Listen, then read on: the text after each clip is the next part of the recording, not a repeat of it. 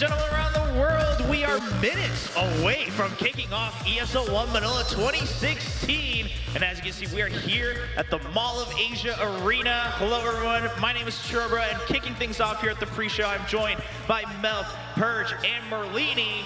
How are you, gentlemen? Feeling pretty good. You know, I always, every panel I do, I always try to, kick it off with high energy. I'm like, how are you guys? Everyone's like, I'm all right. I'm all right. It's early in the day. I'm, looking forward to the games today. I would have brought high energy if you brought a high energy question, I think. Oof. All right, questioning me for my job already, and it's only day 2. It's going to be a long weekend. I can already tell. But, I mean, we have some time to just chat about the event overall. First time for everyone here in Manila or in the Philippines in general? Yes, and that's sort of a travesty. Ben and I should have been here 7, 8 years ago. That's when Dota 1 was real big, especially in the Philippines. So for us to be here now is a great experience. Yeah, you can hear some of the crowd cheering. We still got people walking in. For those of you guys watching at home, there's quite a line, and people are just filing in slowly and surely, finding their seats. What are your first impressions, Purge? It's very hot. I'm a little scared to get invited to the Manila Major potentially in a month when it's even hotter. But for now, it's been really nice. A lot of AC on the inside. Been playing some blackjack, and then at night sleeping if I can. It's very friendly and cozy here. It's a much different environment than most of the other places that we've been to. Southeast Asia, Dota is just #1. Yeah. Overall, it hasn't been too bad. I mean, it's a little hot, but I don't think it's as bad as, everyone in the community was like, oh yeah, you're coming to the Philippines? It's going to be real bad. But I don't think it's that bad. Especially, we got our I'm Danish. We have polar bears in our gardens. This is terribly hot. I cannot walk outside without having a heat stroke. I'm pandering coming in again. I'm like, cool me off. The real question is, we all got barongs, which are traditional shirts, traditional dress shirts here in the Philippines. All of us got one, and we were all really excited. Personally, Melk, out of us 4, whose do you think is the best? I mean, I wanted yours. That's why I asked you. I'm not going to ask anyone else. Everyone wanted the black fades or any kind of fade, and there was only 3 of those, and it was just solid colors left over. So, well, first come, first serve, yeah, I guess. I mean, you got to fit into it, right? Only one of us could pull it off, so somehow here we are with this one. But what is that, triple XL? Dang. Listen, I know I need to lose some weight these days, Purge, but it's not gone that far just yet. Well, as we mentioned, we had some fun. We had some fun shopping a little bit, just checking out the whole area. And in fact, I think Slacks had some time to go out and maybe tour around the city a little bit. We'll see what he found out about Manila.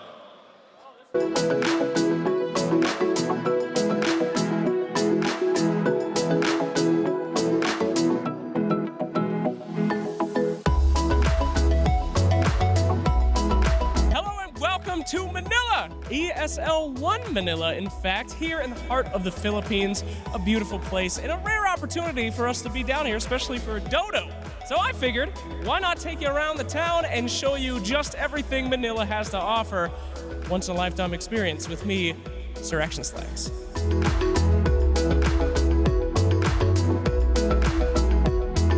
First thing that you have to remember about Manila is that it is hot as the dickens out here, and you're gonna need something before you go outside, no matter what. Sunscreen, baby.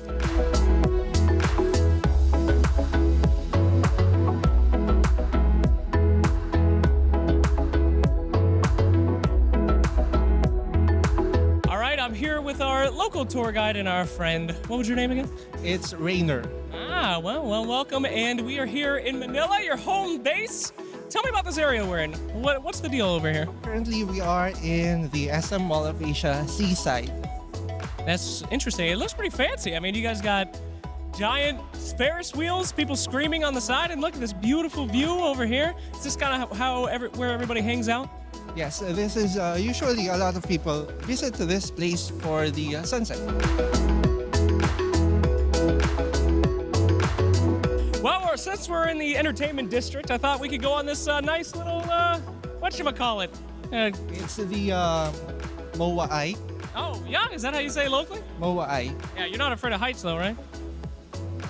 Unfortunately, I am afraid of heights. Ah, it's going to be fine. I mean, it looks probably safe. We'll be all right. All right, so here we are in this cozy little booth hung on by only thin pieces of metal. You doing all right? I'm doing perfect. All right, that's good to hear. I'm actually getting a little scared too. Oh my God, Jesus! Even in the Ferris wheel, we got a nice, beautiful air conditioner. I mean, there's air conditioner everywhere, right? Yes, it's already summertime here in the Philippines. We reached temperatures of about 40 degrees. 40 degrees. How do you guys survive? Is it all just air conditioning or what? Stay at home and keep yourself cool. Stay at home and play video games. Play video games and drink a lot of fluids. Yeah. Oh, well, there you go. Survival tips. Can we get off this goddamn Ferris wheel already?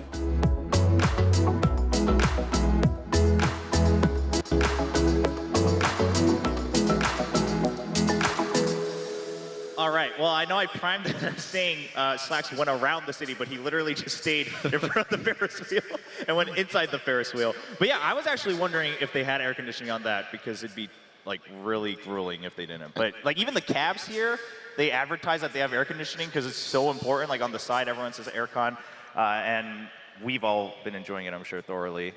Yeah, that Ferris wheel would be a death trap actually as you get into it. By the time you get back down, you're potentially heat stroke, so yeah. I mean, it takes a little while. All right, well, we had a chance to take a look at Manila a little bit. We chatted about what we've had fun so far doing, but it is time to start talking about why we're actually here. Obviously, for ESL One Manila 2016, we're here for a Dota 2 tournament, and we had some matches already.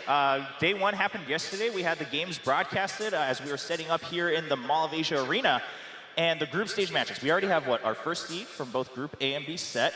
And overall, what were your impressions? Were you surprised by any of these results as we bring them up? I like the high level of the games that they brought, also because there was these upsets that you didn't really expect. Wings coming out strong was one of the better things for me to see. And then, of course, the Team Secret upset, where Empire beat them handedly 2-0. So. A lot of good things to take from yesterday. I mean, literally all you've said is what we can see on the screen, but to kind of delve a little bit deeper into what we can actually draw from those numbers. I can verify that Malk was actually watching the games tomorrow, or yesterday. So, but yeah, Liquid had some really strong showings. They had a couple close wins here or there, but their 4-0 was really impressive. Fnatic as well was probably expected to be at least top 4 at the event, but they've shown themselves to be performing extremely well. But like you said, the Secret upset, it was about Secret getting upset, but it was also about Empire playing extremely well. They had really good performances in their games, and they pushed Secret to the limit, and they made Secret look like a team that is brand new, and they're making those cracks show that teamwork isn't quite there for them, and Empire's teamwork is really practiced now. They look a lot better than they did a few weeks ago. Yeah, Ben, what about you? I know we chatted a little bit yesterday, and a lot of people were a little bit surprised just because they didn't know what to expect from Wings, but you were like, actually, it's not that surprising if you dive a little bit deeper into what, their individual players and what they're known for. Yeah, Wings have actually played a lot of games in this patch. They played 39 games since the Manila major, since the last major, and then Secret have only played 3 games, so we really didn't know what to expect from them. Of course, we have these lofty expectations from these Tier 1 players, but at the same time, they couldn't really deliver, and Empire and Wings, their teamwork and performance, they both got 0-2 in the second round, but those matches were a lot closer than the results suggested. Of the competitive Chinese teams, Wings is actually the one that's been together the longest. They're the most stable Chinese team right now. They've been together since TI, so that they have a team play down to actually compete with the best teams now is actually no surprise. Yeah, I mean, to hear that they are the kind of longest lasting roster now, given all the switches that keep on happening, that was pretty surprising to hear. So then, overall, I mean, given the first impressions from yesterday, now that we had a chance to take a look at Secret and things like that, do you guys have any change of opinion in terms of who you think is favored? I mean, obviously, overall, the community has some ideas. You guys came in with some thoughts. Any big changes, or still, Tier 1 and Tier 2, I would, separate pretty much the same way? For me, it's still very close, but I'm not surprised, but I'm rather impressed by how great Fnatic actually is. I mean, Liquid, we all expected to be really good. They were in the finals of the major and everything, but Fnatic is looking so sharp. I'm almost certain this is the strongest the C region has ever looked. This shouldn't really come as a surprise, though. I think they were like top 2 in most of the rankings coming in, and then Liquid were closely behind. Secret were a big question mark that could be 3rd, anywhere down to like 10th, just based off what we know from them, which is pretty much nothing. Yeah, 10th. 10th out of 8 teams. That's pretty impressive for Secret. Or 10th in the I know. global rank. Come on, Chobra. Purge, what about you? Any big surprises, or you generally agree? Yeah, I mostly agree. I think the real question is there's a lot of teams that are very closely grouped, like compLexity, Wings, even eHome, Empire, Secret. All those teams, they could completely change their swaps with just a couple team fights, a couple ganks. I mean, a lot of the drafts going in this tournament right now are very consistent. I feel like almost every team picks mostly the same way with some occasional picks here or there. Maybe a slightly different carry, maybe a slightly different support, but all the picks are so standard that it really just comes down to how good your teamwork is and some of your execution and how well you can predict map movement. So I really see a lot of upsets potentially happening. We could see Secret go out right today. It could happen. There could be other teams that make it to top 3 that we maybe didn't expect to perform very well, like Empire. But I think it could go a lot of different ways. But for sure, it's pretty clear that both Liquid and Fnatic are going to be top 3 in the tournament based on their previous performances. Right on. Well, like you said, I mean, it's just a matter of a couple small changes. And of course, for that, we have more matches coming up today and all the way going through to tomorrow to find out who the champion is here at ESL One Manila. So we're going to kick things off with, of course, the elimination matches in both groups. Mineski going up against compLexity. That's the very first match here to greet everyone in Manila. And then in Group B, Secret, like you guys mentioned, a little bit of a surprise, just given their reputation of players coming in. They have to fight for their life against EHOM, and then Empire is actually awaiting them once again. And in Group A, Wings, I know yesterday when they were playing their winners match after they lost, it kind of goes off of what you said. I think they were very upset. As I was walking by their room, there were just time like, hey, they need some time, you know, before they even like clean up and whatnot. And that just goes to show it's more about like they know they've misplayed rather than like, hey, we lost because like we couldn't help it for whatever reason. It's also very important for a team like that to have that breakthrough, because they're all less accomplished players than the normal Chinese teams that we're used to seeing shuffle up. So for them, it's really important that they have this chance at an international tournament to make their mark. So any loss is obviously going to upset them further. Yeah. And those losses were really big too, because I was playing against Liquid, and they had a game where they were quite up against them. Yeah. They had a big advantage. They could have closed it out, but they just kept getting picked off. It didn't translate super well. So if they would have been able to take at least a game off Liquid, maybe 2 games off Liquid, that could completely affect their future major or TI invites. Well, going forward, as I mentioned, we have the groups. Just to give you a basic idea of how the schedule is going to work out today and approximate times, we'll take a look at that right now. Of course, we're going to kick off very soon with that first match. It is going to be compLexity versus Mineski. And from there on, you can kind of estimate, obviously, if the game's finished a little bit earlier, we're going to pull forward just to make sure that we can fit them all in, because these are best of 3s. You never know how long they're going to go. But all in local time here in Manila in the Philippines will start approximately at 11 a.m. shortly. That's only 10 minutes away. And then approximately around 2 p.m., around 2:20 p.m., we'll go back to Group B. We'll find out who gets eliminated there, Secret versus EHOM. Then we go over to the final matches of both groups. Again, only 4 matches today. I say only 4, but it's all best of 3, so it could be a very long day, which means a lot of awesome fun Dota to see, because that means we're going to see like all full best of 3s, and you can't really complain at that point, right, Mel? No, I'm happy with it. I think one thing that's really cool to see in this match especially is because normally, internationally, Nordic countries or Northern Europe has been very well represented. At this tournament, we have 0 Danish players. I'm the only representative here. Is that the first time? I don't know. We have 3 Swedish players, 2 German players, but we have 6 players from the Philippines. So that's going to be interesting to see. Obviously, DJ, one of the Fnatic players, one of the favorites of the tournament as well. I think he's stood out a lot to me over the past year. Already back when he was on Rave, he was one of the very, very upcoming bright stars of C region, but also the world. Okay. Merle, what about you as we look forward? I mean, are you expecting anything specific that you think is going to really maybe bring up the hype here for Manila? Do you think there's a high chance of that happening?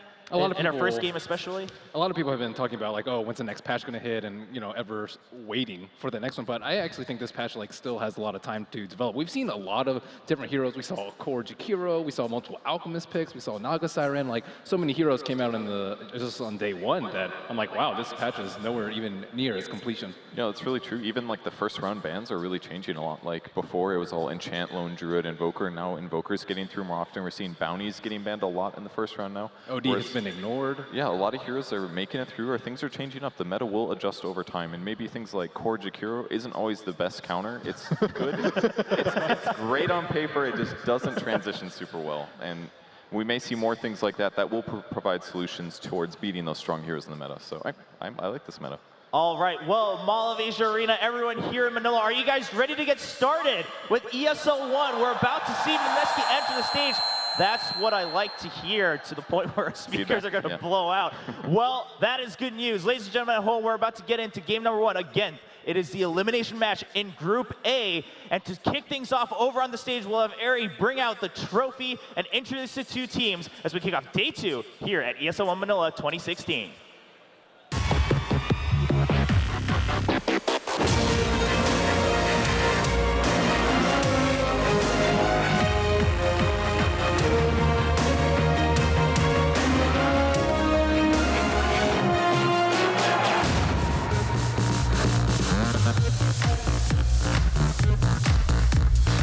Make some noise, Manila! Ladies and gentlemen, ESL Manila, make some noise! Welcome to officially the biggest esports tournament in our country. If you're excited about that, let's make some noise, please! Ladies and gentlemen, we are so excited for ESL One Manila right here. We are hosting one of the best teams in Dota 2, and they have flown in here, of course, to put on a great show for us right here at the MOA Arena. Give them a round of applause for, of course, doing that. Yeah? This is just getting started. Ladies and gentlemen, we're very, very excited, but really quick, look, our casters, look, they got the barongs. Come on, make some noise for the, nakabarong guys! Nakabarong, tignan mo yan. Thank you guys, thank you so much, of course. We appreciate that, look at that. Very, very nice, you guys look so handsome, very, very fresh, very, very nice. So ladies and gentlemen, we're so excited to do this, we're so excited. Are we gonna show everyone, show the world, and show the teams who've made time for us how we do it in the Philippines, ladies and gentlemen? Are we gonna show them? So ladies and gentlemen, let's get things started to open up, of course, the show and to bring us the coveted ESL One Manila trophy. We have someone who has been supporting esports. Of course, he's seated in government and we know how important that is. Ladies and gentlemen, we have an advocate for esports. Let's call on Senator Bam Aquino with the ESL One Manila trophy. Here it is, what the teams will be battling it out for. So, Senator, thank you so much for joining us. Give a round of applause to Senator, ladies and gentlemen. Thank you. Sir, we know the support you've been giving for esports for the Philippines before. We're gonna make it quick because I'm sure everyone's excited to get the matches started. Quick message to everyone, to all our teams, before we start, of course, ESL One Manila. Thank you, Eri. First of all, unang-una po sa lahat, first of all, I'm a very, very proud Filipino gamer. Woo! I'm also very proud to be the honorary chairman of the Philippine Esports Association. We're here to help all of our Filipino gamers compete, not just here in the Philippines, but in the rest of the world.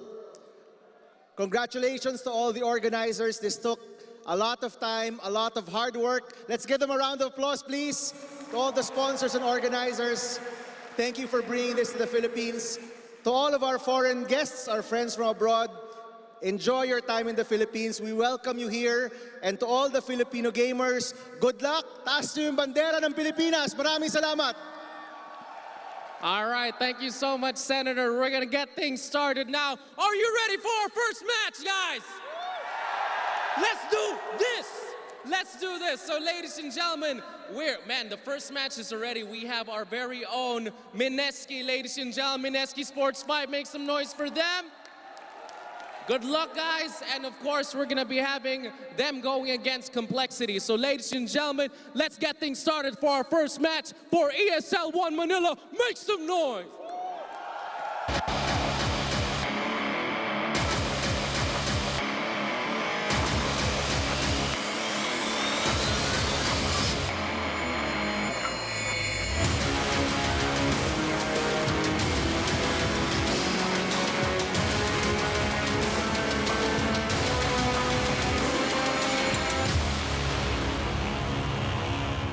That's right, Ari. We're just on the verge of introducing our teams and getting right into match number 1. Also, a huge thanks, as Ari said, to Senator Aquino to have that support and to have him come here, be all excited, get all of you guys here in the arena riled up. That's a pleasure to see as we're all gathered here to watch some Dota.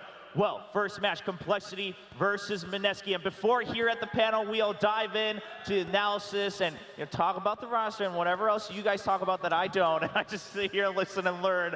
We have to, of course, bring the players on stage. They've been waiting, and these two teams, again, the first 2 matches, it's about elimination. It's not about making it, it's about staying alive here to play one more game in front of the crowd in Manila. So, Ari, who is our first team between compLexity and Mineski to enter the stage? All right. Ladies and gentlemen, thank you so much, Chobra. Guys, as you see, this is, of course, an elimination match, so let's show some love. First up, of course, for our first match, let's give a big welcome to Team compLexity.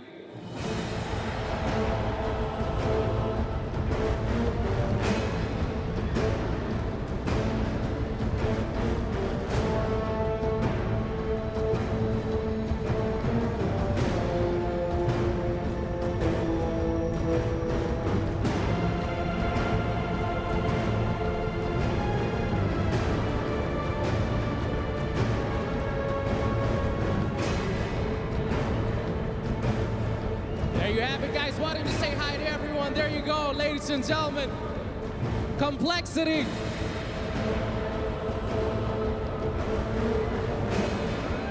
Make some noise for Team compLexity, ladies and gentlemen. All right, there you go. Welcome. Thank you so much, guys. Thank you. So now, ladies and gentlemen, to be going up against Team compLexity. Guys, this is an elimination match, so let's show them all the hype and love, because the team we're introducing next is our very own Gilas. Ladies and gentlemen, let's show some love for our very own Mineski Sports 5, making their way to the stage.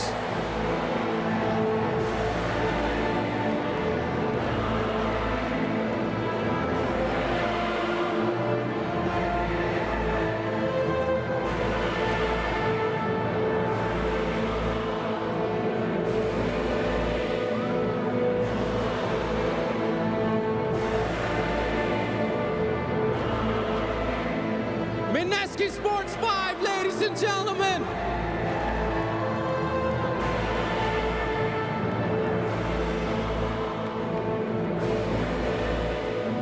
Ladies and gentlemen, our very own Gilas. Let's give them a round of applause and good luck, guys. Good luck. All the best to you guys. All right, ladies and gentlemen, let's show them some love. Thank you so much.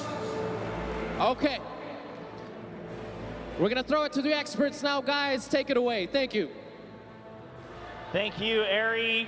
The teams have entered. They enter their booths, and they're getting ready to play Mineski versus compLexity. Because we just saw them enter, let's talk about Mineski first a little bit. I mean, just because it's against compLexity, and compLexity's kind of been riding their own hype train a little bit for now. How do you fare Mineski's chances overall? They're not terrible. I mean, the chances aren't terrible. Yeah, Look, the match they played yesterday was against Team Liquid. Arguably, start out by saying they're great. Or whatever. Okay, go on. Their chances against Liquid it's tough. That's one of the best teams in the tournament, and they only got to play best of 3 versus them.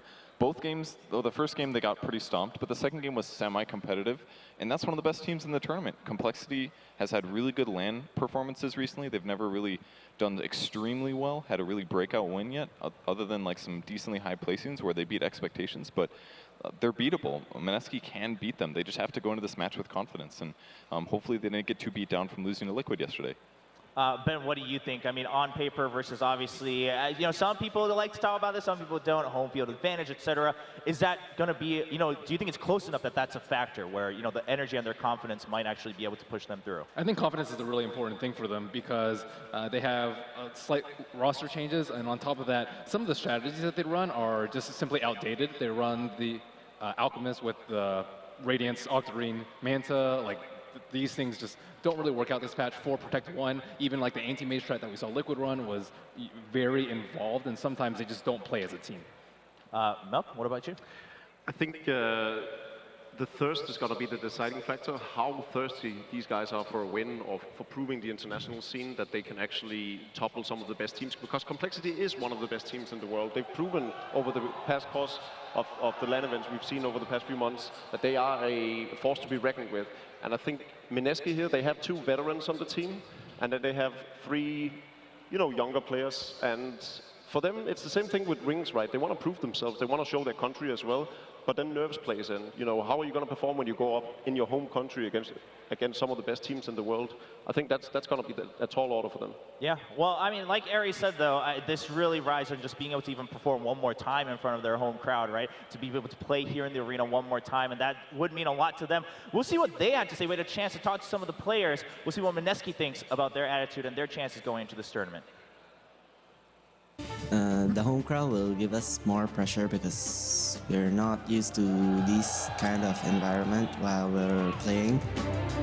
We really only have game plan. We can't fight them head on because we're having 2 new members. That alone gives us no confidence at all. Play on stage in my home country. It's really very exciting, but I'm really nervous. I'm not expecting anything, but we'll do our best. All right, but he put it kind of as you guys said. I mean, yeah, it helps, but at the same time, he says he's really nervous. And I mean, that's the part he has to cut out, right? He has to play with that confidence, say, hey, you know what? We came in with a plan. He correctly identified that, hey, we can't just like try to fight them in their style and just fight head on. We got to find kind of the weak points and be able to take advantage of that. So that's Mineski. Then looking over to compLexity. We again talked briefly about how, yeah, they've been looking good, but only because like better than expected. It's not that they've like raked in trophies and put a mark on the whole world map. What do you think, especially having seen the performance yesterday? I think for some certain teams on the international stage, they would probably assume that this would be a cakewalk, but I don't think Swindle takes anything for granted. He always wants to be the best, wants to prove his fans that they always try their hardest. So in that regard, I think compLexity is going to bring it 100%. They're going to do whatever it takes to win, as if this was a grand final for them, the same way they would if they were up against, Fnatic, Team Secret, and so forth. So they're just going to play to their strengths. Watching Swindles go through his different team iterations has been really enjoyable because he clearly gives it his all. He tries super hard.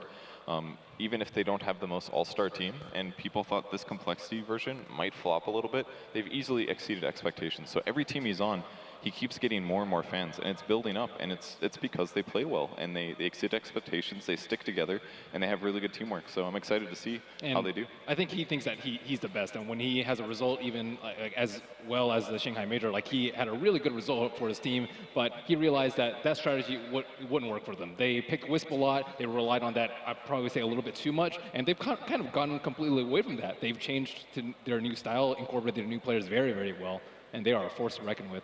Yeah, you guys keep talking about kind of their overall expectations and their attitude going into these tournaments, especially Swindles as he leads the team. What about their performance yesterday? Is that more because Wings just performed really well? I mean, it was 2-1, it was close, right? So, but is that also like, hey, maybe like compLexity, again, that's kind of their story where they're like, oh, you're like good, but not good enough to like securely just get first seed and whatnot going into your group? I think if anything, yesterday just proved that all the teams here can bleed, right? I don't think compLexity played bad necessarily. I think Wings just played well, just the same way we saw with Empire up against Secret. Empire played an amazing game. So in that regard, I don't think compLexity is out of shape or anything, and I think it's more just that we have like even matchings and just should overall be in the tournament. These are strong teams. They're all strong teams, but I think compLexity is going to put up quite the show now. All right. Well, you guys talked about what you think in your experience, talking to Swindles and how he goes into tournaments, but we had a chance to talk to him directly, so we'll see Swindle slots on ESL One Manila 2016.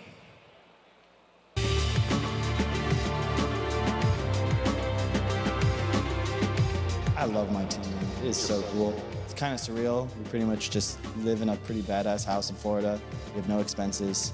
And now we're actually kind of good at Dota. And we won 8 straight qualifiers. A lot of, pretty much all got into this for the travel first and foremost and life experience, etc. So to just be able to attend every premier event has really done a lot of good for our morale. And I think we've also been steadily improving. So I'd say I'm pretty damn confident in the roster. I have the utmost faith in everyone on my team. I mean, we got a lot of flack for bringing in Europeans, but I didn't really see it as bringing in 3 Swedes to America. It was just bringing my friends back on the team. I'd really like to just start winning and then not stop. I feel like Dota's got this pattern of teams that just win an event and they're like, all right, cool, let's take a week or 2 off. But it's you take a week, you need another week to get back to where you were when you won that event. And if you take 2 weeks, you need 3. And as you're catching up. Other teams are already progressing into the next shift, and they have new strategies. They don't have to. They're ahead of you now, and I don't think that we'll have that problem because we truly just want to win everything, and that's always the goal. So. There you go, kind of echoing what you guys say. He kicks off by saying, well, now we're actually like pretty good at Dota. He's not like, now we're like the best in the world. He knows the reality, but like he said, you keep on you want to keep on climbing. We saw the roster there getting ready in the booth. Of course, Swindle's leading the charge, but 4 of his teammates right there is a freak, always being by his side. And then, like he mentioned, brings 3 Swedes in, but he doesn't necessarily see it that way. Yeah, there was a lot of talk about that when it happened, but he's like, hey, I mean, I'm bringing friends who I want to play with and who I want to win with. You got to do what you got to do to get a win, right? So a team is a team, and here they are. Like you said, they've been on a pretty good streak. Well, we're about to start getting into the draft, but now that we've talked, a little bit about their past history so far, are you guys expecting, we talked about how, Purge, you said the draft is kind of standardized so far now. Do you expect that to continue at least for this weekend, and it's more of a long-term change, or even within this weekend, do you think teams will start adapting? It depends on the teams. I think compLexity is actually one team that varies a little bit more than others. They pick Core Leshrac one game. They threw a Clinks in there as well, whereas a lot of the other teams have been quite static in terms of their picks. So with the exception of maybe like Secret, throwing in a Dazzle, and Mineski as well, they do throw in a couple more random picks than some other teams. So I think this may be one of the most versatile drafts that we see out of the tournament. Okay, Ben, what about you? Expecting anything a little bit unique, or do you think maybe both teams test the water a little bit in game 1? I think it's less so about the picks and more about the side. I was looking at compLexity stats. They've thrown 4-4 on Radiant, which is 50% win rate. For those of you not good at math. I think Toby's not here. And then on Dire, they have an 80% win rate over a much larger sample size too. They play, I think, twice as many games on Dire than Radiant. And then the same for Mineski. It's about like 45% win rate for Radiant and then 60% for Dire. And these are all stats after the last major, so pretty fresh stuff. And it's not that surprising that they have a high win rate on Dire because most people think that Dire has a just better win rate in general. But a lot of the other teams here, for example, Wings, win much more on Radiant. But both these teams prefer Dire and have much more success on there. Okay, well, we'll see. Yeah, of course, that's always part of the draft, right, to see what side you get to play on and how you start with that best of 3 milk. What about you? We talked about draft and variants. We talked about sides. What is your area of expertise for this first game? That was it. Okay. I'm done. Thank you.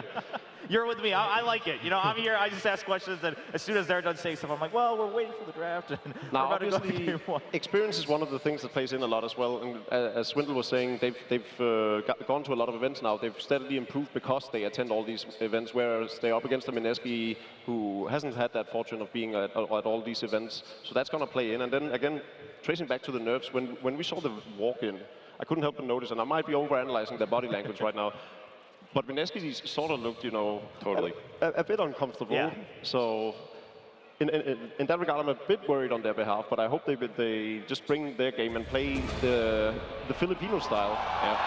Yeah, well, as you see, the draft has started.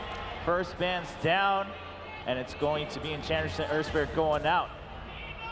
And we do have the sides also, Mineski on Radiant, and it is going to be compLexity on Dire for the first game in this best of 3, the elimination match in Group A between these two teams, fighting to see who gets to play one more time here in the Mall of Asia Arena. I'm happy to see compLexity doesn't have their headsets on, so we can definitely influence the draft here. Oh, there we go. We got this, guys. compLexity all grouped around. See what we'll have to do a little bit retroactively. Lone Druid getting banned out. And no Bounty Hunter to open it up, so. Prophet, very common offlaner at the moment, just very easy to zone supports. It limits your options a bit, and he pretty much always gets farmed, not to mention he can fight anywhere on the map. So probably one of the highest regarded heroes right now, alongside Invoker, Earthspirit obviously, but he's banned out. So I think Nature's Prophet is a great pickup, especially because they didn't have that great of a success when they had the Invoker pick yesterday, whereas the Nature's Prophet was the one that almost opened up the game for them. Doom Invoker in a response from compLexity, really good openers. Doom's been almost entirely played as a 4 position lately, and it works out quite well. You can do a mix of roaming. Sometimes it is an offlaner, but very often as well, the 4 position. You can deal with the treants a bit in the laning stage. You can zone heroes, and you can transition into a nice semi-core. Most teams are picking up the Doom nowadays. We saw Liquid having success with it yesterday again. So definitely a strong opening for both teams, depending on the last pick from Mineski. Now, as we're waiting, something you brought up earlier, how Invoker starts, slipping through a little bit more, and that's one of the big changes that you guys notice. I mean, what is the cause of that? Is it just overall, just all heroes and how people are looking at it, or is it specifically to Invoker and some other relations? I think in the case of Invoker, people have just started to adapt to it or want to know how to play against it rather than just giving up and accepting defeat, so to speak. And then I think the reason they picked up Nature's Prophet is because it dictates a different play style, and it gives you sort of an objective to play against, whereas Invoker is the same thing every time, right? You go in the middle lane, you get your Midas, you have your Fort Spirits that no one can kill. You just rely on imbalance and filling up your inventory with items until he reaches a point where you can't lose with it. Whereas Nature's Prophet is sort of dictates the early game, and going into the mid game pushes the waves out, and you can sort of force the map movement with it. Yeah, and I think that the other reason Invokers slip through rather than getting banned is because there's just, like you said, the heroes that force their playstyle. Earth Spirit is one of them, gives you really good pressure ability against the enemy mid-hero. Bounty Hunter does a similar thing, can move around the map, and Enchant as well. You just enchant a creep and you go somewhere else, but you send it to the off lane and you create pressure in that lane. It basically helps all of your lanes. Like there was a game yesterday that Fnatic played where he got a solo kill in the off lane with the Hellbear and the Batrider. They just get free kills out of it, and he doesn't even have to be there.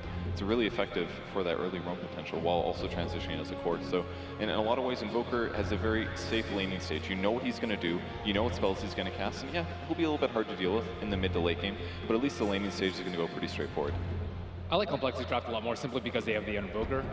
We generally know Nature's Prophet as a hero that puts pressure in a lot of the lanes, but compLexity utilizes the Invoker exceptionally well. I think they utilize Sunstrike probably better than any other team that I've seen. Yeah, you gotta ask yourself, is this trade-off really worth it? You're gonna get Nature's Prophet and a Witch Doctor, which, by no means, it's a great support hero, but is it really worth giving up the very popular Invoker, obviously, and now Doombringer as well? I think it's a sort of a weak trade, but then again, Mineski might have a game plan, possibly an early game pressure push strat. Okay, I mean, still plenty of time to tell.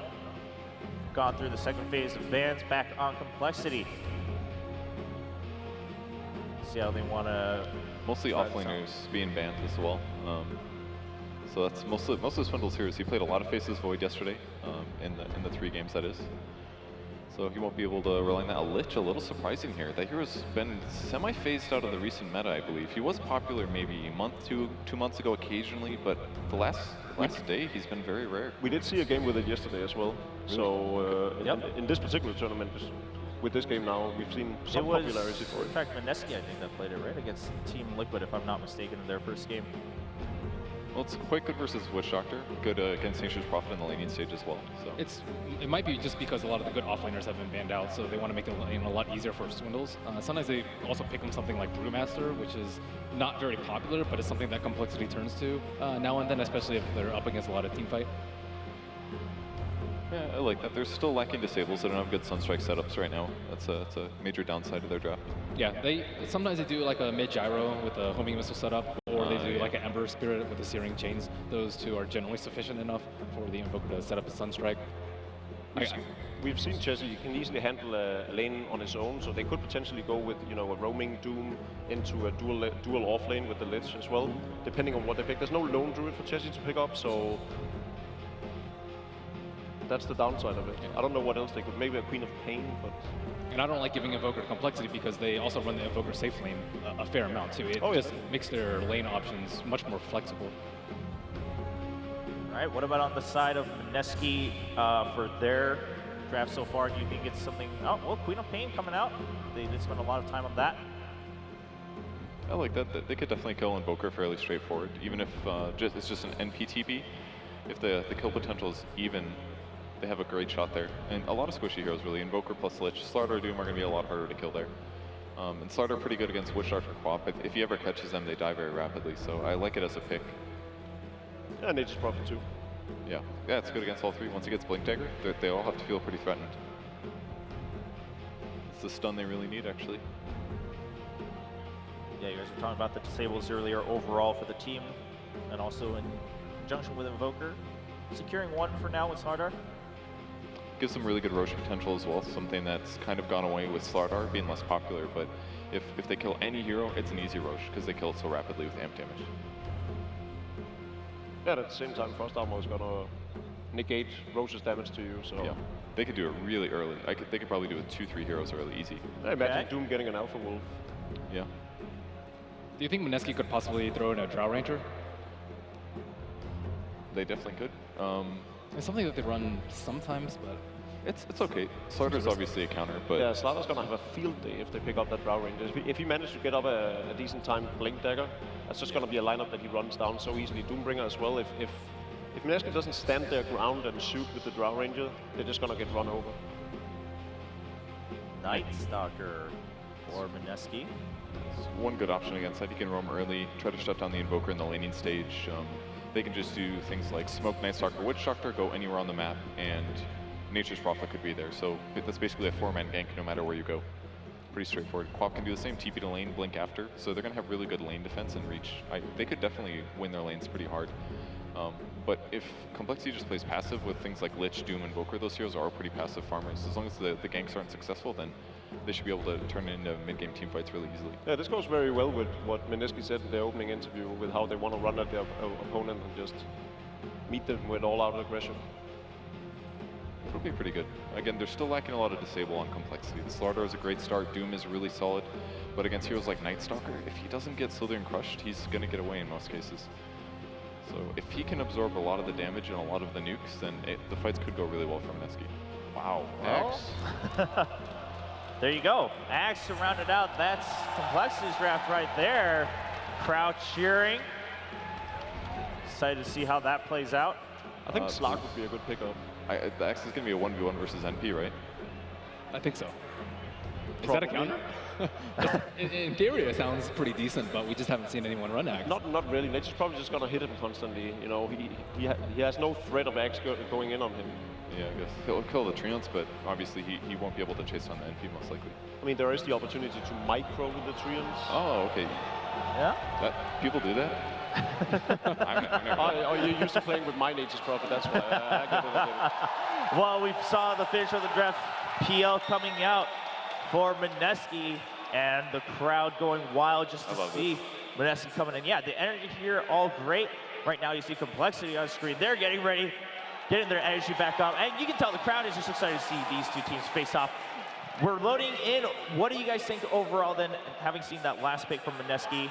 Anything special in terms of you think, Mineski played out the draft pretty well? I mean, compLexity, it seems like you guys are pretty satisfied given how they started off. I'm slightly skeptical about the Phantom Lancer, but it's great mid hero. They might put it mid against the Invoker.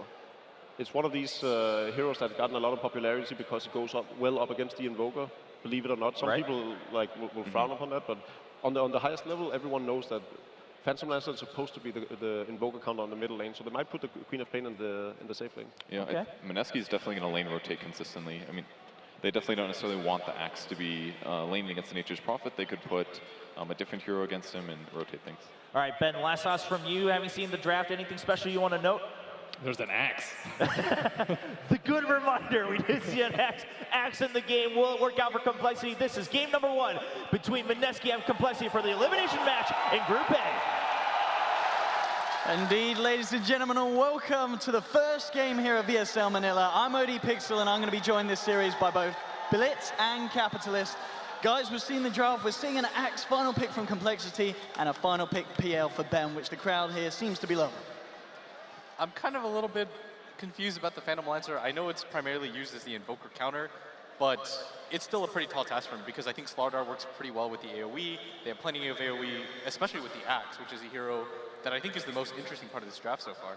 Yeah, I think, Blitz is one of the people who, really first jumped on the Phantom Lancer and it found out, this hero really counters the Invoker. It's actually really strong. So hearing him being a little bit hesitant about the pickup, just kind of reinforces my own fears, which is it is going to be going up against, an Axe. It's kind of a greedy pick. I'm afraid the compLexity, especially with their really quick play style, is just going to run over Mineski in the early game. But I do like their laning phase setup so far. I think that it's decently favorable for them. They should actually come away, I think, with 2 out of 3 of the lanes won. Okay, I mean, if that is if that is the case here for Mineski, I mean, if they do get ahead in the laning stage, what's compLexity's potential in terms of turning around in the mid game and catching back up to a side like Mineski? I mean, as long as this team pushes past, like, what, 30, 35 minutes, you're feeling pretty comfortable with Mineski if you haven't lost, like, a lane of racks or anything yet. Here we have it, ladies and gentlemen. Both teams ready to kick it off. It looks like Mineski will be able to secure themselves the top rune here for Ben, and bottom, compLexity will be able to get it in return for Chessie on the Invoker.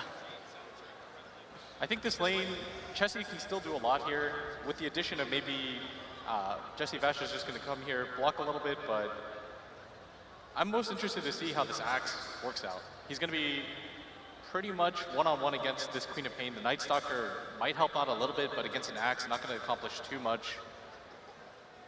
But I do like how Mineski have laned so far. Like Cap said, this is semi-favorable for them, especially if Bocarino can get aggressive early on. Yeah, I'm trying to think, like, I think they actually have a chance to be able to win the top lane as well. The Night Stalker, Queen of Pain versus an Axe and Lich. This feels really comfortable for Mineski. Yeah, we can see already. Mid could be one, bottom could be one. Swindle's going in with the crush, and he's got to be careful because Jesse Vash coming in with the cast out from the trees. They're going to try and chase down the Slardar here. He's only level 1, so there's no sprint available, but it looks like he will just be able to get himself out in time. But this bottom lane, Swindle's really been showing the power of Mineski's dual lane here in the Safe Flame Radiant. Chessie right now holding pretty even so far against the Phantom Lancer. This isn't necessarily a lane that the Invoker absolutely gets dominated in or anything. It's more just the Phantom Lancer does well in it, which is pretty rough against Invoker. Like most matchups against it are fairly difficult. Look, nice they're potato. coming away, jumping in onto Z-Freak. They've got the dagger down and get the stun off. They're trying to buy some time. Jules going to get a second spell in. He can't quite get the vision. Z-Freak, he's going to continue to run. One more would do it, but he turns his attention towards the Lich. Hanskin now turning around with a blast. Limp and Z-Freak not in a position to re-engage.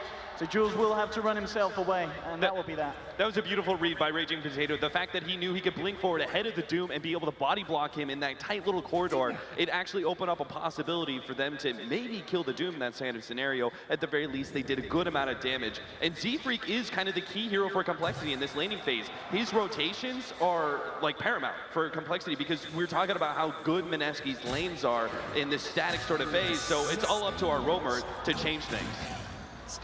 Top lane, Raging Potato being zoned out a little bit. Bottom lane, Jesse Vash coming straight across again towards Swindles. There's a lot of space here for the Nature's Prophet to find a lot of this farm. And top lane, Jules just eyeing themselves up on the sidelines, waiting to see if Limp or Hans can come too close for comfort. And this mid lane at the moment, it looks like Chessie just being able to keep the edge on the Invoker, but Ben, he's still being able to find a fair bit of CS on the PM. Yeah, again, Chessie's going to do fine in this lane. It's just the Phantom Lancer does better than a lot of other heroes do. It's really hard to gank this hero at the same time. You can set up for a lot of kill opportunities onto the Invoker, especially with Coming in with the rotation, Slipknot coming from one, trying to turn it around. Limp still only loading, getting him down. First blood for Raging Potato now. Mineski looking at the same time, probably Jesse Vash in trouble. They can't quite find Hanskin. He gets himself away. Jesse with the cars, holding back the advance. They're trying for it. 1v1 in the tree line. Hanskin versus Potato. Who's going to come out on top with the right thing? They'll get it. Double kill for the Potato Man. Mineski hitting it 2-0 onto the board. And that is exactly the kind of start that Mineski desperately needed. We knew their laning phase was strong, but they had to be able to capitalize. They had to be able to get those kills. And you know, with a team like this who suffered a really bad loss to Liquid, they needed something to really get that blood pumping. Honestly, in their games against Liquid, I thought this team was at least, especially in the second game, showing some flashes of brilliance. We talked about it early, how much the Nature's Prophet would matter. Key rotations up at top, and he has to abuse this laning phase, especially if they can make it work against both the Lich and the Axe. The Lich is solely up here to be the lane dominator. Bottom lane, Jesse Vash on the run. The Stone Strike on point, but it doesn't matter. Z-Freak there slaps him down with the Doom, and compLexity getting themselves a kill on the board. Z-Freak gets really lucky here. He managed to find himself a Mud Golem, which is probably the best ganking creep you could possibly have. It's no mana cost to be able to throw out that stun. It's decent damage, and to just close that gap for you to be able to get that overly powerful Infernal Blade at early levels. I mean, at the moment, 4 minutes in, 2 for 1, still in the mid lane CS. For Chessie, 21 for 7 against the 18 for 2. Slight edge, but you can see already Jules looking for a bit of action. Z-Freak is going to be there with a comeback if it goes through, and Jules trying to go in, but now there's the turnaround. Cold snap onto Jules. He's fairly tanky on the Night Stalker, not tanky enough, and compLexity will punish it. And as you were saying earlier, just great positioning from Z-Freak. But bottom lane, Cast, well, it needs another bounce. Oh wait, they've got the Sprout, and with the Maledict down as well, they should have enough damage. Sprint is going to just only increase the burst, and he's going to pop. He's going to pop. He's gone. Another kill for Mineski.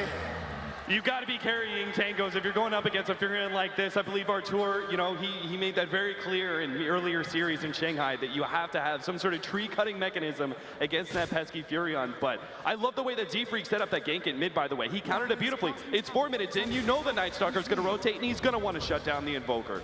They just haven't been able to get any of their heroes online because of the Nature's Prophet rotations, and even with him moving along so much, he's still second in CS. He's kept up across the board, and if you just look at how poor Swindles is, just level 4 right now, can't even afford boots. And this is a hero that isn't meant to be this hard sack. You need some measure of farm, especially when you've got heroes like an Axe that need the minimum of the Blink Dagger to come online. Yeah, and the supports, because the Furion's rotating out, the supports are actually doing all right for themselves as well on this side of Mineski. You look at like Lich and Doom, those are heroes that get an abnormal amount of levels. Mid lane, Mineski coming around the corner. Jesse didn't expect it, he's been sprouted up. They're going to try for this one. Z-Freak coming in, looking to try and take Bok in return, but they'll get the kill. Mineski can Bok get out? No, he can't. They will get the return kill. Oh, but in top lane, Lynch is going to respond on by Jules as well as Raging Potato. They're just kiting him around as much as possible. They should be able to get this kill, but Raging Potato doesn't have a blink yet. And Lim slowed down by the Void. One more shot for Jules. Can he get it out? The dagger damage is enough. Potato on a killing spree now on his quad. He's having a great start to this game. 3-0-0 at the moment on the Queen of Pain. I'll tell you, Owen, nothing feels better than being able to get rid of that battle hunger by killing an Axe. Absolutely. It's so far, level 5 as well. This Quap's going to get a decent timing on the level 6. And I mean, once she has that Sonic Wave online, where do you imagine to see her look for the first rotation? I sort of think it's still okay for them to play in this offlane area, just because they're abusing so much. The Slardar is being shut down so hard that I think most of it just comes down to Bocarino making stuff happen around the map, and the Queen of Pain retroactively TPing in, just waiting for opportunities to form on the map. But right now, compLexity, they are getting a lot of farm on Z-Freak. They've got level 6 on him already, and they want to do something with this to try to stem the tide. Looking towards the bottom, Swindles. Just working with the pull head. Jules, he's got to be careful. Sunstrike coming in, it's going to be on point. Oh, stiff charges on the one there, barely keeping him alive. And Jules, he'll be able to get himself back to safety, but only just. Should be a guaranteed kill here at bottom lane. If they get the right kind of opening, you've got level 6 on the Doom. It should be, and the best kill at this point would either be Phantom Lancer or Furion, just because the Furion's making so much happen around the map. But you also, we haven't talked about Ben-Hur, but he's had a good matchup against this Invoker, and he's gotten some help as well. If this Doom lands, it should be one. Let's see how quickly Ben-Hur can react, and already, yeah. He can't close the gap, Z-Freak and Ben. He's going to be able to live another day here in the mid lane. Bottom lane, though, here we go with the Sprout, the cast, the Maledicts as well. Swindles who get a step up, but the bounces here doing it for Mineski, and it's going to be another kill onto Swindles. This man, he is not having the time he was looking for on this bottom lane. The Vash, man, he knows the paralyzing cast lock is so good. He's not done yet. Bocarino with the TP coming in to join the mid lane. The silence from the Night Stalker, more than enough to secure another kill for Mineski. Bottom lane, Jesse playing games here with Z-Freak. He does have a Doom. We'll see if he wants to drop it in to try and secure the kill. But Jesse, with the jump tree! He dropped the tree! Bob Ross, he puts the tree on Z-Freak stuck! Oh my God! Jesse Vash! Z-Freak's kind of stuck around here. If only the Queen of Pain was a hero a bit sooner, they're going to go for it. Let's see if they can close in. They do have a Death Ward available. Doom's going to get dropped. Paralyzing cast out though, so Jesse not the mana for it, but Bocarino with the TP, the Sprout. He's got the damage here. One more touch will do it, and he'll get it. Bocarino with another one on the side of compLexity. He will get punished by the looks of it. Sunstrike coming through. He will fall. Raging Potato sticking around. Coming through. Oh, can he get himself even though? No! Live with the double kill. Dunks them down. The dagger is onto Swindles. Is it going to be enough? It's going to be close. I think he's okay. I think he lives. Oh, he popped the sprint. Why did you sprint? Why did you? Oh, okay. He wanted to kill himself. All right, and he does. So they do get the deny there. But coming up to 9 minutes here, it's 9 for 5 at the moment. And I mean, a game this chaotic, considering the two drafts, is this quite clearly favoring Mineski, or are compLexity still okay with this?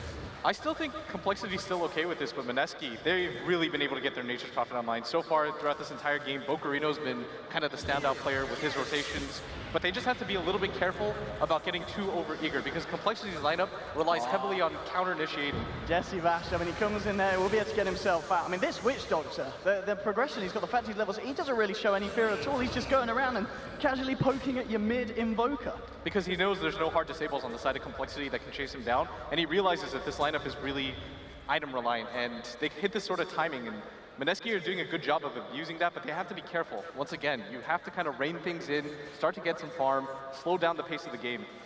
Yeah, especially once compLexity start getting their Blink Daggers. Limp, of course, win for the Vanguard, but we'll also see the Slardar is going to be going for a Blink Dagger eventually as well. These are kind of heroes that will absolutely destroy you if you overextend yourself. I mean, you talked about it earlier, just as we came out of the draft, the potential for compLexity to go for that Roshan attempt. I mean, at what point in game do you feel they're considering? I mean, at a point now, is it still too risky against Mineski's lineup? Yeah, there's no reason to make that kind of risk anyways, just because even though you have the dire side advantage, it's not like you'll take it so fast that Mineski won't come in to fight. You've got a lot of things to deal with, like the Death Ward. The Nature's Prophet can send summons in to kind of periodically check. No reason to make that risk quite yet. Yeah, you don't actively try and do something like that at this point. You're just trying to, if you get a really good opening, yeah, absolutely take it. But it would require picking off 1 or 2 heroes near the Roshan pit and immediately funneling in. That just seems unlikely at this point. All teams are keeping themselves pretty spread out. Indeed, we've got Z-Freak's waiting for him to push up. Windows, can he cancel the steep on Jesse? He should be fine, he's in the trees and he will get out in the blink. Just before Z-Freak gets a chance to land the Doom with any vision. Bottom lane, Ocarina and Jules moving in onto Limp. They're going to try and go for this. Nature's Wrath will come flying through. It's going to connect, but now, battle on goal to Jules. Jesse Vash is there with the cast. The Malady can now drop the Death Ward in the middle of the fight with the Chain Frost. The mini stun will cancel it. They should pay with the Witch Doctor's life. The question is, can compLexity find more? They're chasing Ocarina, so strike. It's going to be off the point with the crease, blocking him in temporarily. Will get himself behind the tower. There's going to be a TP reaction from Ben on the PL, ready to turn around. Data lands onto Z-Freak. Jules, can he connect another? Still got the call. Jukes it. Jukes the call out. He's now going to get battle with the Limp. It's going to get the dog. It's been sprouted though. Look, the backline's Jules. Killing hands. He'll take down the Lich. Can they move it more? Say the top lane. Potato takes down Swindles. A huge. He's got another boy too. This is a kill. Double kill for Jules. They'll get the sprout out again. Can they try and found themselves the fourth here? In fact, for the side of Mineski. And Mineski will do it. Triple kill for Jules. I mean, we're talking about the fact that, yeah, Mineski need to be careful with their aggression, but it turns out it's actually compLexity who need to be careful. They're the ones who end up overextending themselves, lusting after those kills into the tier 1 tower at the bottom lane. Just a bad idea in general. Mineski were ready with the TPs. And during that time as well, the Queen of Pain able to get the solo kill on the Swindles up at top, while simultaneously his team creates the pincer at bottom. All it does is cost them a Witch Doctor. For a second there, it looked really successful for compLexity. They didn't lose anyone initially to the Death Ward, and they were able to turn things around, but they just don't have the manpower right now. I mean, as you said earlier, Cap Mineski, they're going to be so happy coming into this one. Obviously, this game, very important elimination match this series. And Mineski turning to 13-6 at the moment, 12 minutes in. In terms of net worth as well, you know, it's not a situation where compLexity are necessarily finding a lot of farm in return. They are just ahead, and Mineski, they've got the gold that they need on their cause. I mean, in terms of kind of any big item timings, is there anything you feel that compLexity should wait for until they get before they try and go for another play like they just did on the bottom lane? No, I mean, it's nighttime. You should definitely be looking for your pickoffs. Unfortunately, Mineski did smoke up into Ward Vision here, so I see it unlikely Swindles gets picked off. Oh, maybe they still get him. Like that. They can certainly give it a shot. They'll get the Void Stone. Here we go, moving in. No chance for the Slardar. He may be slippery, but not slippery enough. And it's another one for Mineski, and they'll look to try and take a tier 1 here at the top as well. They just didn't have any pressure going on in the other lane, so compLexity didn't really know where anybody from Mineski was. And like you talked about, Owen, what item is really going to help compLexity's chances right now? At this point, you usually see the Invoker have the Midas and already building into something, but for me, look at this bottom. I mean, Limp, he does have to back up at the Lich. Is it going to be enough, especially with the TP coming in for both the Nature's Prophet and the PL joining this fight here? Again, could they overstep the market? CompLexity, the Death Ward coming out, partly into Limp, but he's got the Frost Armor. And Mineski, they've already lost one. There's the Doom onto Ben Hur. Can they chase it down? Z-Freak looking to move in past the tower, but Raging Potato and Jesse Vash still there. So 1-for-1 at the moment as Limp did go down on the axe. Z-Freak trading hits with the Potato, the cast coming out. Swindle still trying to move himself in at the top. Jesse receiving a bit of aggression here from Ben. Coming in, he doesn't care. The Doom's now worn off, and he just fights through it. It's a double kill again for Jules. Gets himself out on the Night Stalker, and I've got to say, this Night Stalker player has got to be some of the best that I've seen this patch. 6-1-6 at the moment, just 14 minutes in. Yeah, he was really taking advantage of the fact that compLexity don't seem to be playing very well as a team. Even that fight was a bit disjointed, and Chessie obviously being separated from both Z-Freak and Swindles, who are... Ben's just playing with him here. He's got Potato. They do have a Sonic Wave, but they can set it up. And a Sprout onto Doom. Z-Freak will bite his way out. He will get himself away. Swindles, though, kind of left alone here on enemy lines. Mineski, they're going to look to try and punish this. Coming through, he's got a Sprout in a second. Bot, he'll land it. Trapper's wooded up, but again, he has got that to Quelling Blade to get himself out, and Swindles will live this time. Z-Freak's coming across with this haste rune. It looks like he maybe wants to try and catch out somebody, but without Doom, I don't see this possible unless Sunstrike. Oh, it's on point! They don't land the